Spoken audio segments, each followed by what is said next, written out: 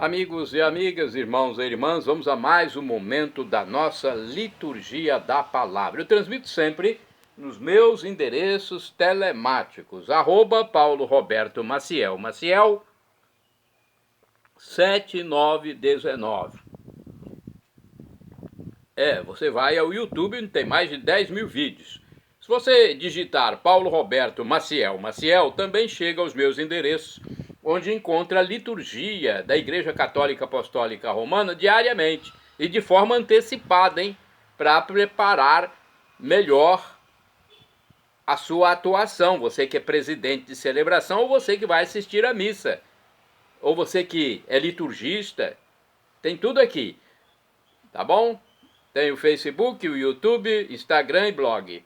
Liturgia referente ao dia 2 de agosto de 2024, sexta-feira, primeira sexta-feira do mês, 17ª semana do tempo comum no ano B, em que se enfatiza mais, no ano B, o evangelho escrito por São Marcos. Mas os outros também são transmitidos.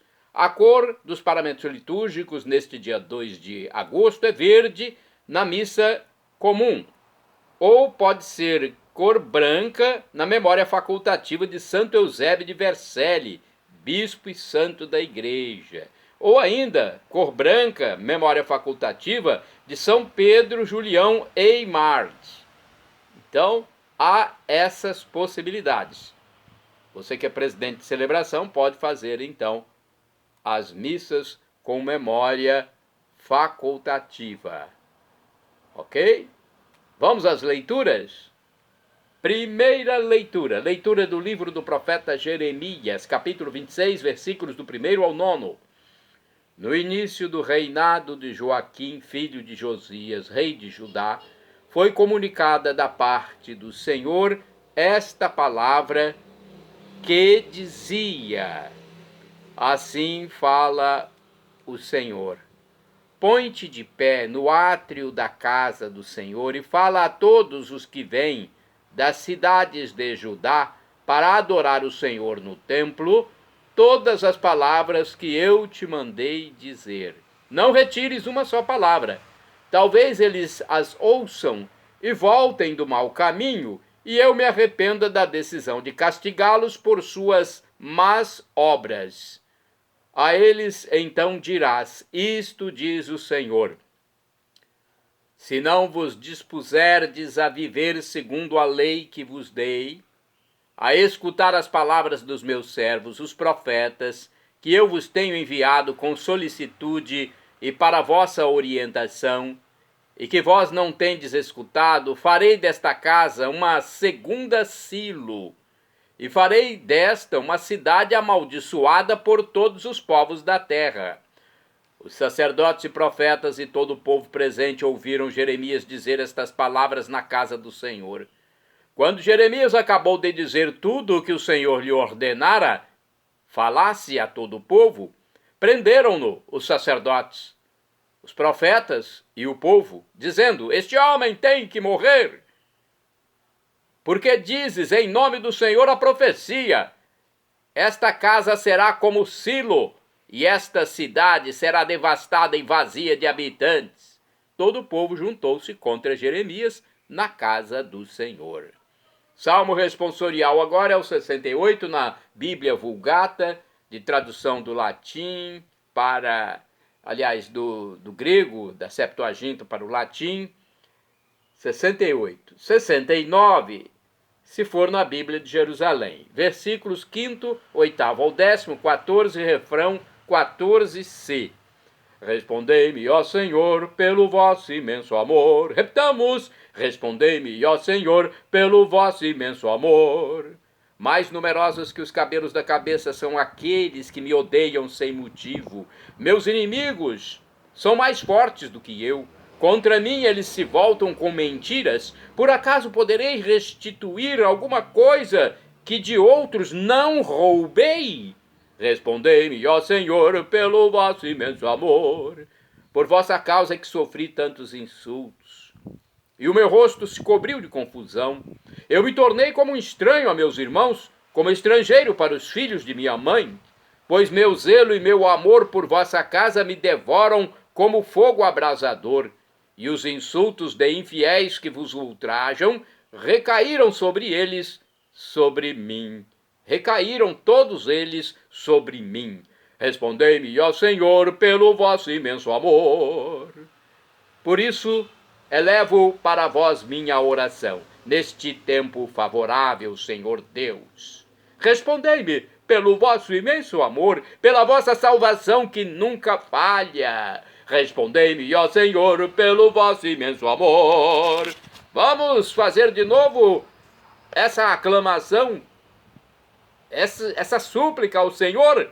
Respondei-me, ó Senhor, pelo vosso imenso amor. Que Jesus responda às nossas súplicas, se for do seu entendimento. Agora vamos aclamar o Santo Evangelho e depois proclamá-lo. É o Evangelho escrito pelo apóstolo São Mateus ou São Levi, capítulo 13, versículos de 54 a 58.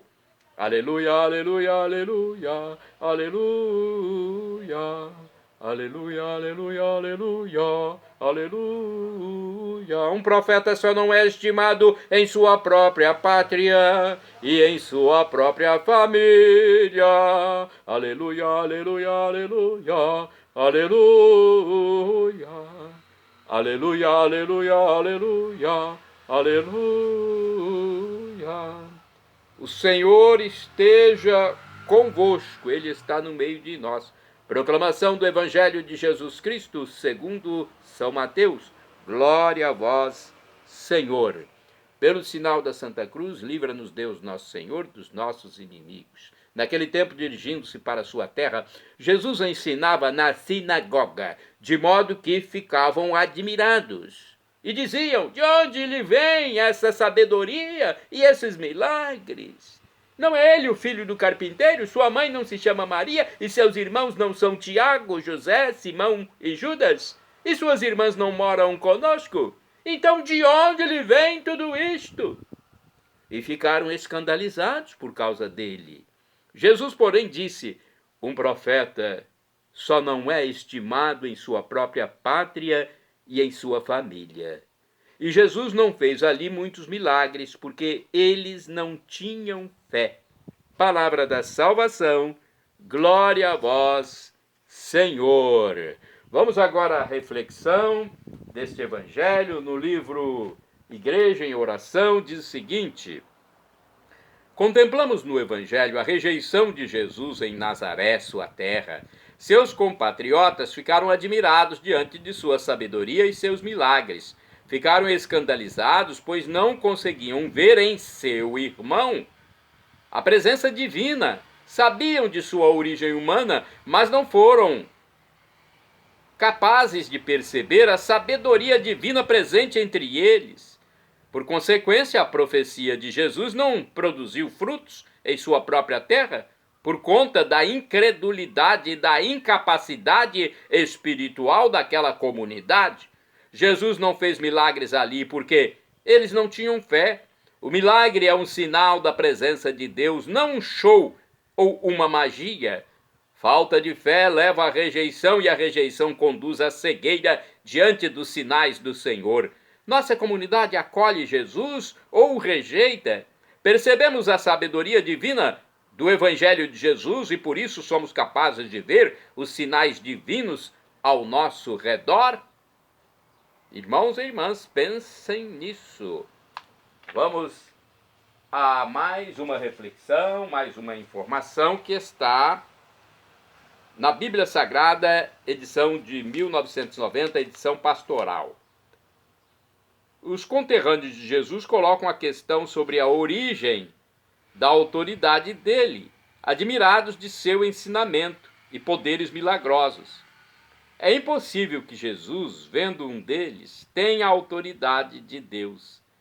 Jesus, sendo um deles, tem a autoridade de Deus. Isso no entendimento dos seus conterrâneos. É impossível que, sendo um deles, Jesus tenha a autoridade de Deus. Olha, o pensamento dos conterrâneos. Por isso, eles o rejeitam. Essa rejeição não é acidental, é apenas mais uma prova de que Jesus é o enviado de Deus. De fato, todos os profetas do Antigo Testamento também foram rejeitados. Agora eu quero aqui passar para vocês uma reflexão do livro Palavra e Vida, que diz o seguinte. Vamos ver o que está escrito aqui. Mateus 13, 54. Olha, eu separei aqui, agora já não estou vendo. O que aconteceu? Na hora que a gente separa as coisas. Mateus 13, 54, 58. Agora sim, me localizei. Bem, conhecia melhor Jesus do que o vendedor da esquina. Conhecia o melhor Jesus do que o vendedor da esquina. Isso era, pelo menos, o que pensavam eles. Porque a verdade é que Jesus estava muito diferente daquele o qual eles conheciam.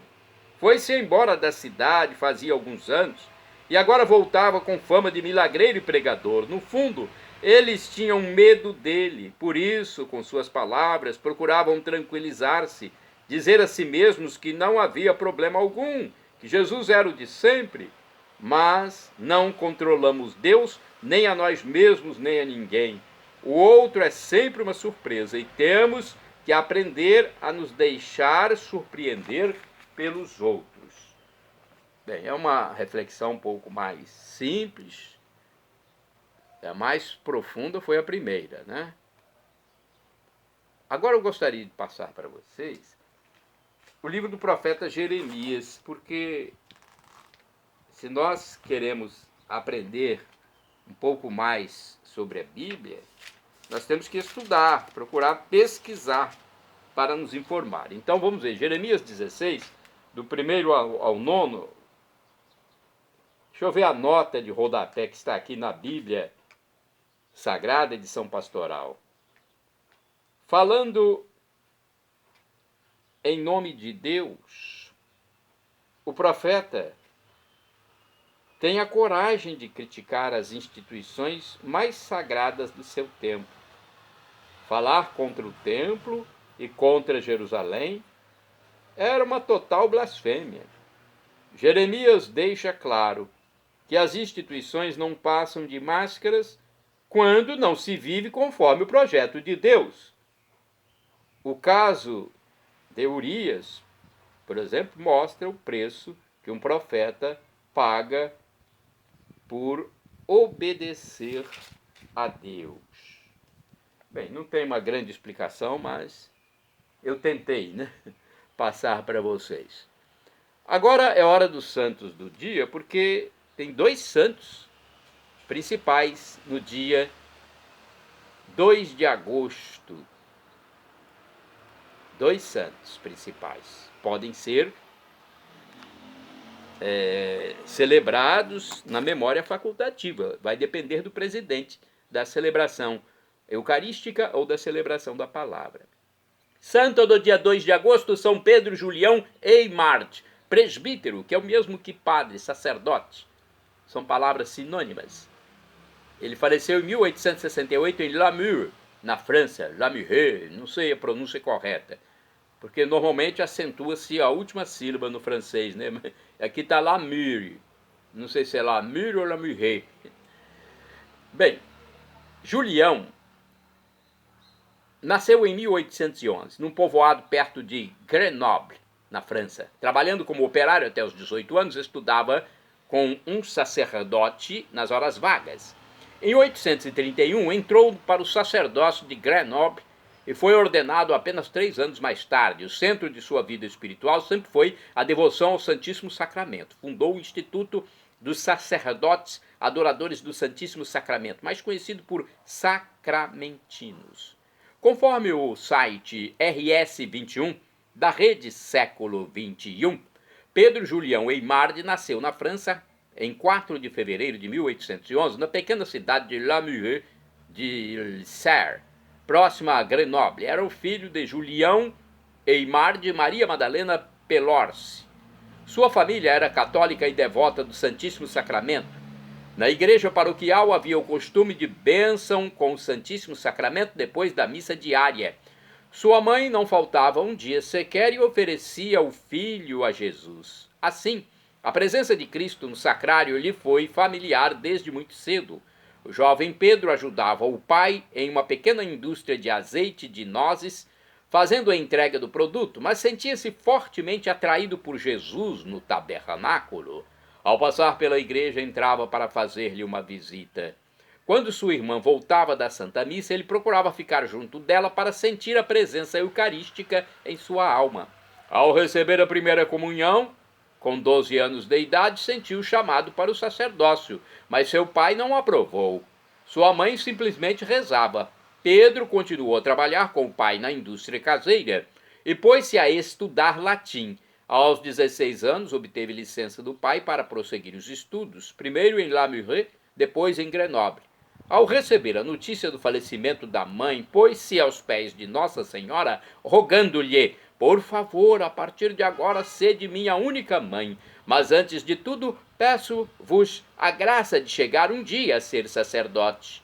Aos 18 anos, contando com a ajuda do padre José Guibert, jovem sacerdote dos missionários oblatos de Maria Imaculada e mais tarde cardeal e arcebispo de Paris, ele conseguiu convencer o pai de seu ingresso no noviciado da congregação em Marsella. Porém, uma grave enfermidade o obrigou a voltar para casa. Ao receber o viático, a unção dos enfermos, pediu a Jesus sacramentado a graça de recuperar a saúde para poder ser sacerdote e celebrar pelo menos uma missa.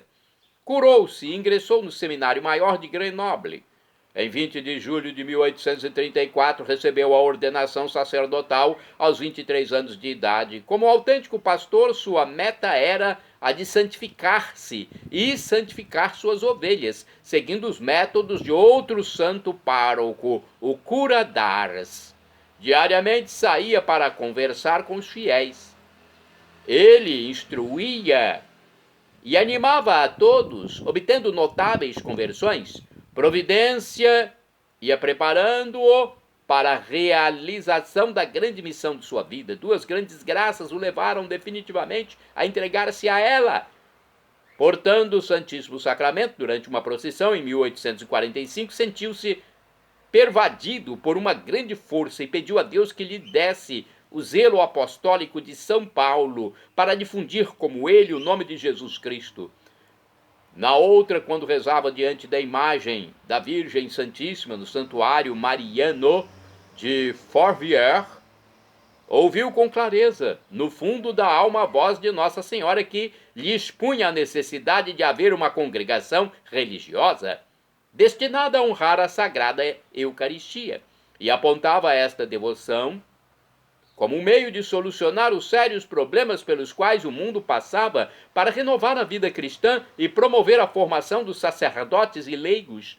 Em 13 de maio de 1856, fundou a Congregação do Santíssimo Sacramento. No primeiro encontro com o beato Papa Pio IX, a 20 de dezembro de 1858, ouviu dele: estou convencido de que sua obra vem de Deus e a Igreja dela necessita. Em 1863, Pio IX aprovou oficialmente o novo instituto. Santo do dia 2 de agosto, Santo Eusébio de Vercelli, bispo. Nasceu no ano de 283, na Itália, né? Foi iniciador da vida comum do clero diocesano no Ocidente. Perseguido pelos arianos, foi exilado na Sardenha como primeiro bispo de Vercelli, a localidade. Consolidou a igreja em toda a região piemontesa. Conforme o site da Rede Século XXI, rs21.com.br, Eusébio nasceu na ilha da Sardenha, no ano de 283. 283, o ano de nascimento. Depois da morte de seu pai, em testemunho da fé em Cristo, durante a perseguição do imperador Diocleciano, sua mãe levou-o para completar os estudos eclesiásticos em Roma. Assim, muito jovem, Eusébio entrou para o clero, sendo ordenado sacerdote. Aos poucos foi ganhando a admiração do povo cristão e do Papa Júlio I, que o consagrou bispo da diocese de Vercelli em 345. Nessa condição, participou do Concílio de Milão em 355, no qual os bispos adeptos da doutrina ariana tentaram forçá-lo a votar pela condenação do bispo de Alexandria, Santo Atanásio. Eusébio, além de discordar do arianismo, considerou a votação uma covardia, pois Atanásio, sempre um fiel guardião da verdadeira doutrina católica, estava ausente, não podia defender-se. Como ficou contra a condenação, ele e outros bispos foram condenados ao exílio na Palestina. Porém, isso não o livrou da perseguição dos hereges arianos que infestavam a cidade. Ao contrário, sofreu muito nas mãos deles, como não mudava de posição e enfrentava os desafetos com resignação e humildade, acabou preso, tendo sido cortada qualquer forma de comunicação sua com os demais católicos. Na prisão, sofreu ainda vários castigos físicos. Contam os escritos que passou também por um terrível suplício psicológico. Quando o povo cristão tomou conhecimento do fato, ergueu-se a seu favor. Foram tantos e tão veementes os protestos que os hereges permitiram sua libertação. Contudo, o exílio continuou e ele foi mandado para a Capadócia, na Turquia, e de lá para o deserto de Tebaida, no Egito, onde foi obrigado a permanecer até a morte do então imperador Constantino, a quem sucedeu Juliano, o apóstata, que deu a liberdade a todos os bispos presos e permitiu que retornassem às suas dioceses. Depois do exílio de 6 anos, Eusébio foi o primeiro a participar do concílio de Alexandria, organizado pelo amigo Santo Atanásio. Só então passou a evangelizar, dirigindo-se primeiro a Antioquia e depois a Ilíria. Entre os arianos, com sua doutrina, continuavam,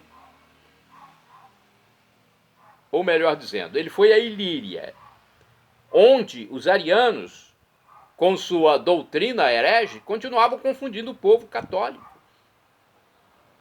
Então, Eusébio batalhou muito, combatendo todos eles. Mais tarde foi para a Itália, sendo recepcionado com verdadeira aclamação popular. Em seguida, na companhia de Santo Hilário, bispo de Poitiers, iniciou o exaustivo trabalho para a unidade da Igreja Católica na Gália, atual França. Somente quando os objetivos estavam em vias de serem alcançados é que ele voltou à sua diocese em Vercelli, onde faleceu no dia 1º de agosto de 371. Apesar de ser considerado mártir pela Igreja, na verdade, Santo Eusébio de Vercelli não morreu em testemunho da fé, como havia ocorrido com seu pai, mas foram tantos os seus sofrimentos no trabalho, na difusão e defesa do cristianismo, passando por exílios e torturas, que recebeu esse título da Igreja, cujo mérito jamais foi contestado. Com a reforma do calendário litúrgico de Roma em 1969, sua festa foi marcada para o dia 2 de agosto. Nesta data, as suas relíquias são veneradas na Catedral de Vercelli, onde foram sepultadas e permanecem até os nossos dias. Santo do dia 2 de agosto, Santo Estevão I, Papa, faleceu em 257 para afirmar com clareza que a união batismal com Cristo acontece uma só vez. Estevão I proibiu que aqueles que quisessem voltar à plena comunhão com a Igreja recebessem o sacramento pela segunda vez. Então, o batismo é apenas uma única vez. O próprio São Paulo apóstolo diz isso em uma de suas cartas. Santo do dia 2 de agosto, São Sereno Bispo, do ano 601, deu hospitalidade em sua diocese de Marsella, França, a Santo Agostinho de Cantuária e seus companheiros, enviados por São Gregório Magno para evangelizar a Inglaterra. Santo do dia 2 de agosto, São Pedro de Osma, bispo, faleceu em 1109, foi monge de Cluny, enviado à Espanha com outros companheiros a pedido do rei Afonso VI, foi arcediago de Toledo e depois bispo de Osma.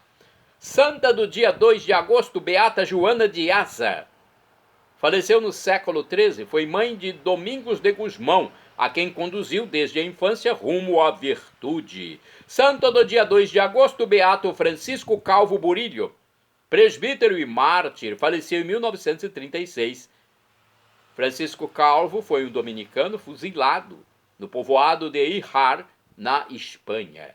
Santo do dia 2 de agosto, Beato Justino Maria Russolino, presbítero, ou seja, padre, sacerdote. Faleceu em 1955, foi um sacerdote da diocese de Nápoles, na Itália, e fundador da Sociedade das Divinas Vocações. Shalom Adonai é uma expressão hebraica que significa a paz de Deus, é o que eu desejo para todos vocês. El Shaddai, também do hebraico, significa Deus onipotente, ele proverá. Deus proverá se for para o seu bem. O professor e escritor de mais de 100 livros da Igreja Católica, Felipe Rinaldo Queiroz de Aquino, em seu canal no YouTube, diz que Deus pode nos dar uma dessas 3 respostas quando suplicamos algo. Sim, não ou espere. Qualquer uma dessas respostas é a melhor para nós, pois nos é dada pelo Divino Pai Eterno, mesmo que seja um não. Na Terra, também recebemos não do nosso Pai físico. E por que ele nos dá um não? Porque é o melhor para o filho. E agora eu clamo do aramaico, Maranatá, como dizemos nós católicos, ou Maranata, como dizem nossos irmãos separados, os evangélicos ou protestantes. Não importa a pronúncia, o significado é o mesmo. Vinde, Senhor Jesus. Um dia ele voltará e será o juízo final. Aí nós teremos corpos glorificados. Esse corpo terreno já foi embora, nós teremos um corpo como o de Cristo Jesus após a ressurreição. Poderemos modificar nossa aparência, poderemos comer ou não comer, beber ou não comer, nada disso importará mais. Serão corpos transformados, transfigurados. Nós teremos só alegria por todos os séculos dos séculos. Para isso, creia que Jesus é Deus, o Deus humanado que morreu por nós na cruz, venceu a morte ressuscitando do terceiro dia, ascendeu ao céu onde está à direita do divino Pai eterno como nosso sumo sacerdote eterno, nosso irmão primogênito, nosso mediador.